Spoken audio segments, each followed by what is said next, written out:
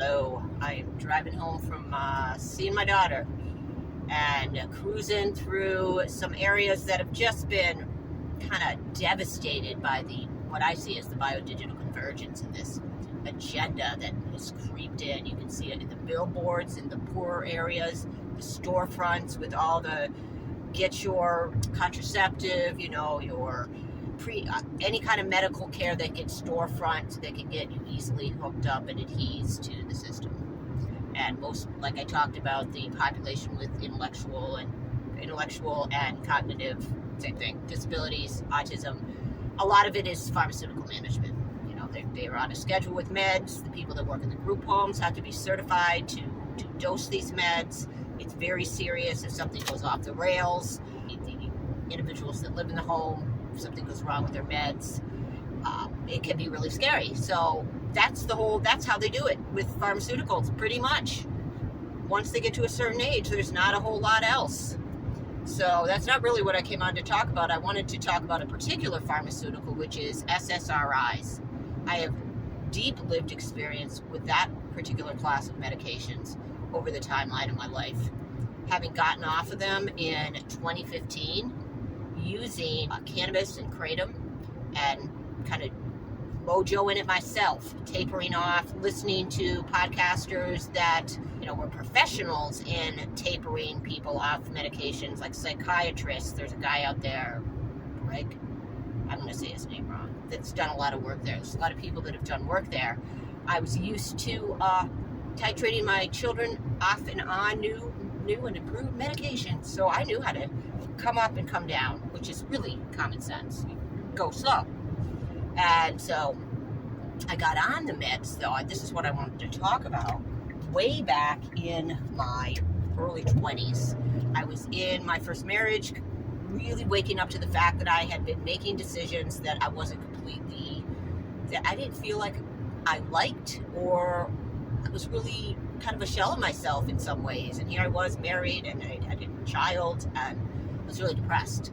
So this friend of mine gave me this book called Listening to Prozac, and I don't know the author, but it was kind of like not an expose, but a thoughtful consideration of the impact of Prozac, of the SSRIs, and how they were transforming people significantly in their lives. So I read the book and I was fascinated. I wasn't really reading the part that this was possibly changing people and society in ways that might not be for the best of humanity, because that was kind of the point of the book. But I was like just in a place where I wanted that transformation. I wanted that dynamic transformation that I'd read about in that book. So I was seeing a therapist and got to a psychiatrist and got some Prozac. And I remember from the first day that I took it, almost, probably a lot was placebo at first, I felt like I had support, like I had been missing something. So of course I have this chemical imbalance, and thank you, Jesus. Now I have this medication that can help me, and in a lot of ways it did for a while. Eventually I started to feel not quite myself, numbed out a little bit. Like, I'm a very sensitive, emotional person, and I kind of feel like that got suppressed, and I was just kind of gray. So I ended up doing a lot of drinking, and that's a bad combo with psych meds. And so I would go off the psych meds when I got pregnant, and then go back on them because I had postpartum depression. I think that might have been when I started initially using Prozac, was because I was coming off of a C-section and whatnot. I'm not sure the exact timeline, but I know it was my early 20s. But I feel like I just went on one path with these psych meds when my inner, who I see myself as, my soul, baby, was kind of like going along, like getting more and more, like the digital twin was being built. That wasn't really me, had something to do with me, was part of me, but it wasn't necessarily who I see myself as now. So what happened was, eventually I started having a lot of digestive issues and some other like hints of chronic diseases slipping in, like Crohn's disease perhaps. And I'm not my psychiatrist, almost there, my general practitioner, who I had been seeing and had helped me with some stuff. This was back before they all got so adhesed to their computers, actually looked you in the face. She said, Jill, you really need to get off some of these meds. They might be, because I was complaining about my digestion, I went to see a gastroenterologist. It was just a mess.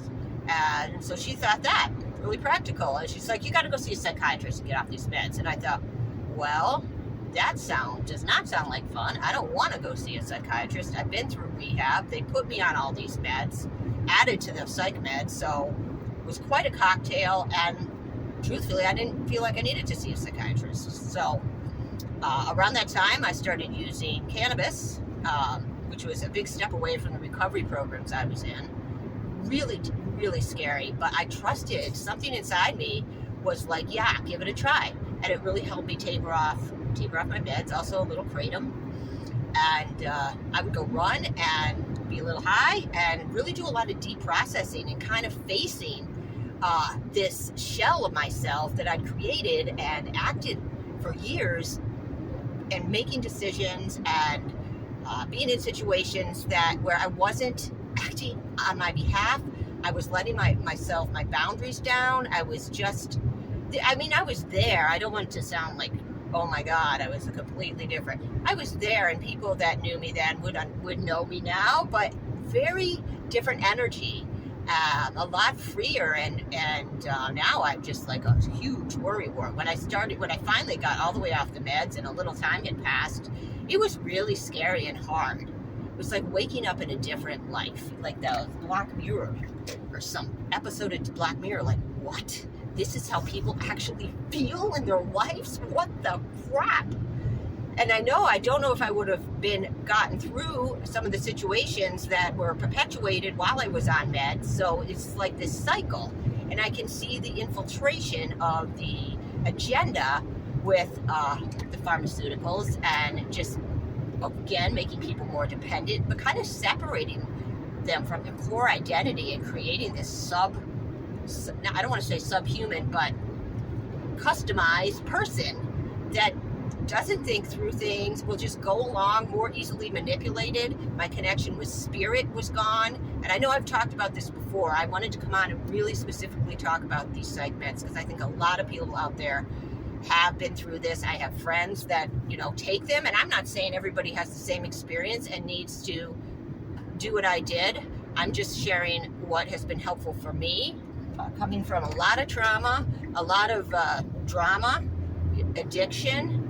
And while I was on the psych meds, the alcohol was ramped up, as well as me falling into a pattern of using my kids' stimulants, Adderall, Ritalin. Woo! Yeah, I always made it a point to give my kids' meds a little try, so I would know what the frick they were feeling in their bodies. So, boy, I really like the psych meds. It clicks something on in my brain, obviously, dope, whatever, all the neurotransmitters that come along with those. And so I would roll that into alcohol, and I had the psych meds, so I'd wake up in the morning and I didn't really feel the consequences of a lot of the things that I was doing and saying. And facing that, coming off meds, was really hard. And so I see how people get stuck in these patterns, and you just kind of grow away from yourself while that digital twin marches on. And this is part of the agenda. And I believe tying in the biofield, you're not fully ever able to take charge of your own field if you're on this kind of I'm not saying it's not possible and you're not, but it's really a lot harder when you're not in charge and you're handing it over to something that is not necessarily all natural and has got a kind of an agenda behind it. And so really not in any kind of biofield homeostasis through those years. And that's really pretty much a lot of people in our population that are on these meds. That's med management, like I said, even with the autistic population. And oh man, and seeing that with even my daughter that isn't impacted by the condition other kids have, the pressure to be on meds and the ways the doctors offer them like candy. I could have had her on psych meds when she was like 8 or 9. Thank God I didn't, and thank God she didn't want them. But it could have happened, and a lot of people do. And no judgment. this is by design. We are being infiltrated and impacted, and it's just absurd. Once you see it, it's just so hard. And I think that's a big nugget of it. Why I come on here to talk, because I know there's a lot of y'all out there that get it, that are seeing the same things, feeling the same things, and it gets hard when you're in situations with a lot of people that aren't quite aware of it, and they're just kind of plodding on. It's almost like there's this not human element, that the AI, just the programming that is there. And so having places where we can, like the internet, can speak freely, or I'm gonna. So yeah, watch the psych meds, and you can get off them. I'm not telling anybody what to do. I'm not a doctor. This is not any medical advice. I'm speaking of the impact they've had on my life. I'm really glad I'm off them, even though like every freaking day I have a moment where I think, oh man, it was so much easier when I didn't have to feel. It's required that we feel to have biofield homeostasis, to be a human. Don't let yourself be pulled away from your human.